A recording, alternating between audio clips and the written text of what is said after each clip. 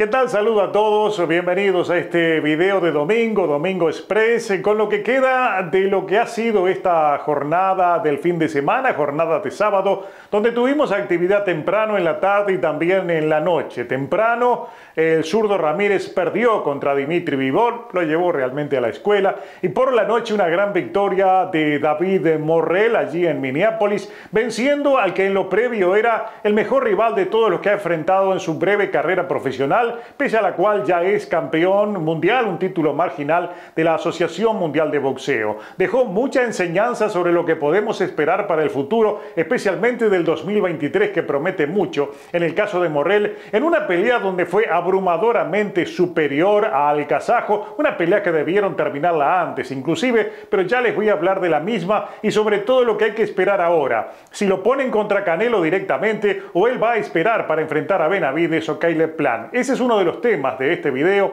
como también es bueno recordar en esta introducción del video que una vez más un púgil de Ismael Salas ganó de manera convincente, no solo ganó sino que terminó retirando del boxeo a Jason Banana Rosario, el dominicano que perdió por nocaut y anunció que abandona el boxeo, agradeciendo obviamente todo lo que ha logrado gracias a este deporte. Otro tema interesante del fin de semana entonces es pensar si ya Ismael Salas no se ha ganado con creces el derecho a ser considerado el mejor entrenador del planeta en este 2022 con todo lo que ha logrado. Basta recordar sus grandes victorias por parte de sus pupilos, el caso de Joyce, el caso de Robeisy Ramírez y ahora el caso de Mendoza. Ismael Salas, yo pienso que se ha ganado su lugar entonces entre los mejores y debería ser reconocido, algo que debió ya suceder el año pasado. En cuanto al tema de Abu Dhabi,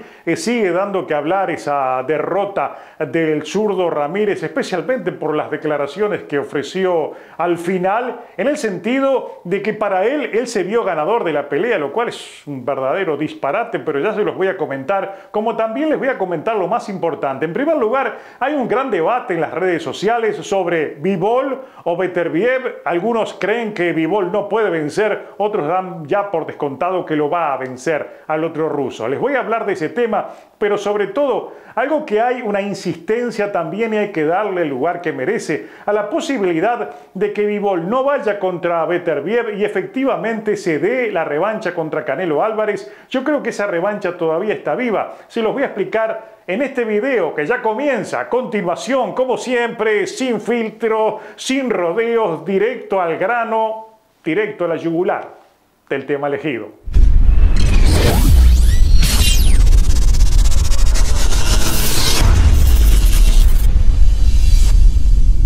Voy a arrancar la temática de hoy con David Morrell. Obviamente fue la otra gran pelea del sábado.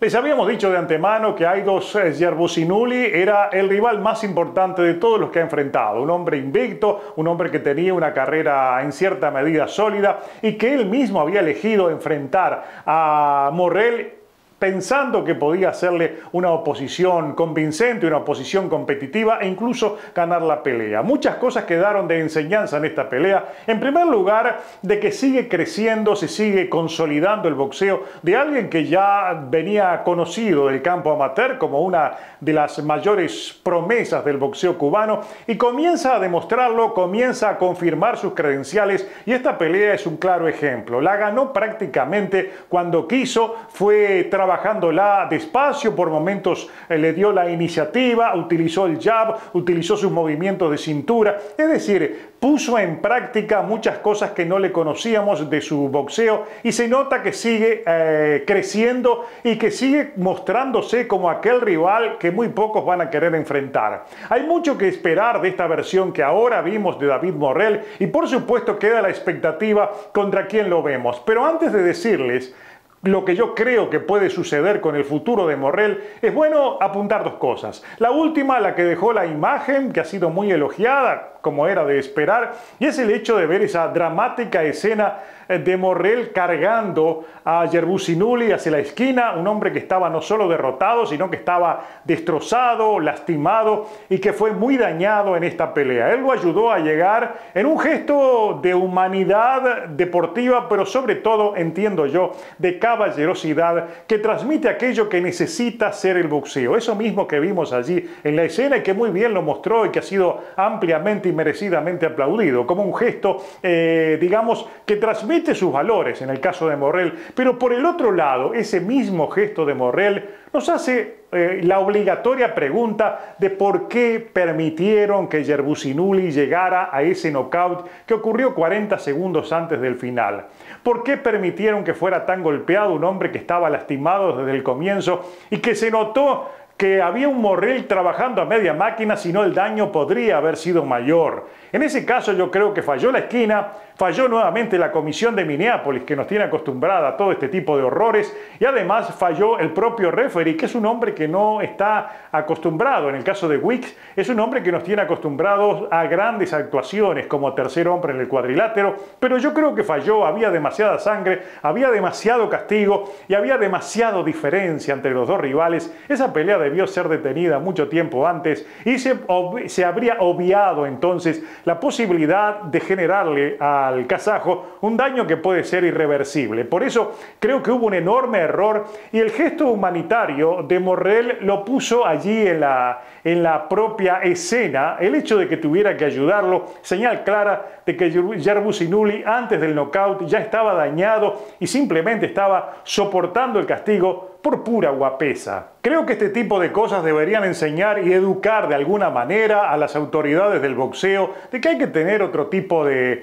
sensibilidad con los boxeadores que están perdiendo largamente la pelea, que están siendo golpeados y dañados, para pararla en el momento correcto y, repito, evitar cosas que después todos se tengan que arrepentir. Eso por el lado de lo que significó esa dramática escena del final. Por el otro lado, ¿qué es lo que podemos esperar de Morrell? Yo creo que la carrera de él se va a disparar hacia las alturas a partir del 2023. Y lo que viene es, por un lado, boxeadores que lo van a evitar y por el otro lado, grandes peleas. De lo que yo creo, y es la primera expectativa, es que ahora en diciembre, en la convención de la Asociación Mundial de Boxeo, que se va a celebrar en Orlando, aquí en la Florida, se pueda entonces allí empezar a imaginar que ya llegó el momento de que se ordene la pelea entre Morrell y Canelo Álvarez. Porque Canelo es el campeón oficial, el campeón supercampeón, y Morrell es el campeón regular. Si vamos por el lado de que la AMB está tratando de resolver el tema de los campeonatos interinos y reducir la cantidad de campeones, se sobreentiende de que esa pelea tiene que ocurrir. Lo segundo que puede ocurrir es que la Asociación Mundial de Boxeo declare a Canelo Álvarez campeón en receso. Porque Canelo recién va a volver en septiembre y no se sabe si vuelve para una pelea en 175 libras. En ese caso, debido a la lesión, etcétera, es posible que la AMB lo declare campeón en receso y eso automáticamente va a implicar que cuando regrese, si quiere su título, va a tener que enfrentarse y vérselas con Morrell. Ojalá que se dé, porque realmente es una pelea que uno se pone a pensar si Canelo estará dispuesto a aceptarla, dado todo lo que ha mostrado de cualidades el cubano David Morrell. Eso en cuanto a Canelo. Ahora, también está aquello que habló al final Morrell, que dice: yo quiero pelear con Benavides o con el que venga. Pero digamos digamos la mala sangre, el desafío está lanzado entre los dos. Quieren enfrentarse Benavides y Morrell, y obviamente Benavides tiene ahora una pelea contra Caleb Plant, que es lo próximo. Se supone que después, por el lado del CMB, el vencedor también va a querer pelear contra Canelo, pero si esa pelea no sale, yo creo que es también lo que va a ocurrir con Morrell, una pelea contra el vencedor de Benavides y Plant. Es decir, entonces que para el cubano tenemos que esperar un atractivo 2023, porque para él lo que vienen son realmente peleones y ya mostró que tiene las cualidades y la posibilidad de vencer a cualquiera y darnos grandes espectáculos. Realmente mostró sus credenciales ante un rival que, repito, quedó muy disminuido, más allá de que llegaba era un buen nivel de oposición, aquello que siempre le habíamos reclamado a David Morrell. Ya en el caso del zurdo Ramírez queda poco para hablar de la pelea. Digamos, lo que abunda en las redes sociales es la palabra clínica, que es una que yo no utilicé, pero realmente que cae al dedillo. Fue una verdadera clínica lo que le dio al zurdo Ramírez un Dimitri Bivol, y pese a ello, uno de los titulares que han dado por todas los medios de prensa ha sido aquel de que en sus primeras declaraciones quizás todavía no había caído en la realidad, pero el zurdo Ramírez alega de que él se vio ganador, que hizo lo suficiente para vencerlo y que los jueces decidieron otra cosa. Se da el mismo caso que contra Canelo Álvarez, que al final dijo que para él había ganado. Entonces yo creo que hay un poco aquí de necesidad de mostrar la cara diferente a la real. O sea, tienen que caer en la realidad. El zurdo también fue no solo derrotado, sino que fue llevado a la escuela por un hombre que le adivinó todo, que le quitó el boxeo, que le robó la distancia y que le ganó como quiso y de acuerdo a un plan inteligentemente trazado y puesto en práctica en un cuadrilátero. Lo mismo que ocurrió con Canelo, ocurrió ahora con el zurdo Ramírez. Bivol está mostrando muchas cosas que aún así han generado en las redes sociales, especialmente este domingo ha sido increíble todo eso, una discusión sobre Bivol o Beterbiev. Sabemos que Bivol quiere pelear con Beterbiev, quiere unificar y quiere los 4 títulos, ese es su sueño. Va a ser complicado que se dé esa pelea, pero se puede dar. Recuerden, Beterbiev primero tiene que enfrentar a Anthony Yarde en enero y después las promotoras tienen que ponerse de acuerdo. Bivol tiene contrato con Matchroom, con Eddie Hearn, es de DAZN, Beterbiev es de Top Rank, que tiene con ESPN. Va a ser muy difícil ponerse de acuerdo, pero es posible que se pongan de acuerdo si establecen que sean 2 peleas, una para cada uno, o que las 2 televisoras transmitan. Como Showtime es muy radical en ese aspecto, creo que ESPN puede negociar. No es tan radical como lo es, por ejemplo, el área de Showtime y PBC. Por eso yo tengo la esperanza de que esa pelea se puede dar. Pero cuidado, y aquí viene el tema, hay quienes aún creen en la posibilidad de que Bivol se enfrente a Canelo Álvarez. Yo soy uno de los que cree que esa pelea todavía está viva. Y les voy a decir por qué. Canelo Álvarez no va a tener muchas opciones cuando esté en condiciones de pelear si es que realmente lo de la mano es algo real y no es ficticio, no es un invento para maniobrar precisamente con las necesidades de su agenda boxística. Sabemos que él no vuelve en mayo, que vuelve en septiembre. No duden ustedes de que primero que nada se le haga una muy buena oferta económica a Bivol. No olviden ustedes de que quizás para esa fecha no esté listo todavía para enfrentarlo a Beterbiev.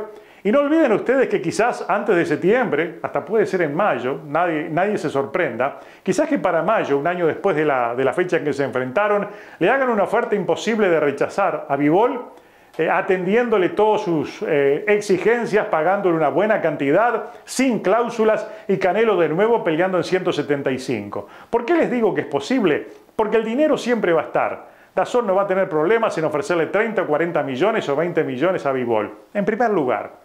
En segundo lugar, a Canelo Álvarez no le queda otro rival que enfrentar que no sea Bivol, sabiendo de que puede perder de nuevo, pero lo va a hacer en 175 libras y va a seguir protegiendo sus títulos en 168. Porque si no es el fuego, son las llamas. Con Bivol puede perder, porque ya perdió.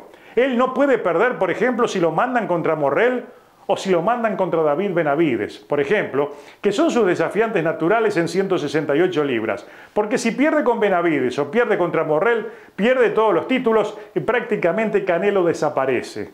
Canelo es Canelo porque tiene títulos hoy en día. Entonces, por ese lado, la mayor conveniencia es ir de nuevo a una pelea contra un hombre que ya lo venció, que va a perder de nuevo con él, pero no es importante eso, porque lo que él demuestra es que pese a perder, él se anima a enfrentarlo de nuevo, un hombre más grande, de otra división, toda aquella narrativa que ustedes ya conocen, y mientras tanto va protegiendo y le da un año más todavía a sus títulos en su poder y se sigue paseando con los títulos diciendo soy el campeón unificado y estoy intentando grandes cosas que nadie intenta, como ir a subir a 175. Ya se olvidó de Usyk, ya se olvidó de Ilunga Macau, todo aquello. No, ahora resulta que sube a pelear cuando él ya decía que estaba de más en 175 y se iba a ir para otras divisiones. Pero creo que por ese lado, la teoría de muchos internautas, de muchos fanáticos, de que la revancha no murió, tiene mucho valor y tiene mucha trascendencia y yo me afilio a esa posibilidad. Todavía está viva y entre Bivol y Canelo yo los pongo en un 50-50. ¿Por qué?